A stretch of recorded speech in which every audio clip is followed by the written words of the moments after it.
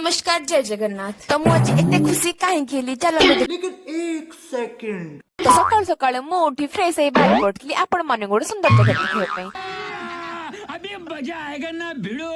ଆଉ ଗୋଟେ କଥା ଦୁନିଆର ଯୋଉ କାମ ହେଉ କି ନ ହଉ ପେଟ ବୋଝ ହବ ତ ନିହାତି ଦରକାର।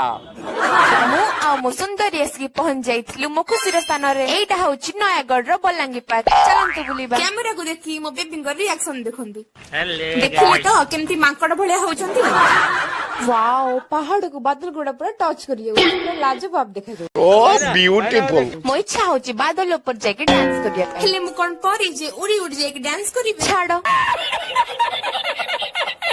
ନେକ୍ସଟ ଥରକ ପରି ହେଇକି ଆସିବି ୱିଙ୍ଗସ୍ ଲଗେଇକି ଆସିବି ଉଡି ଉଡି ଯାଇ ବାଦଲ ଉପରେ ଡ୍ୟାନ୍ସ କରିବି। ଚାଲନ୍ତୁ ଏଇ ସୁନ୍ଦର ସୁନ୍ଦର ନ୍ୟାଚୁରାଲ ଆଉ ଆର୍ଟିଫିସିଆଲ ସିନେରୀ ଗୁଡାକୁ ଏନ୍ଜୟ କରି। तेरा बाप यहाँ छोड़कर गया था कि तेरी माँ?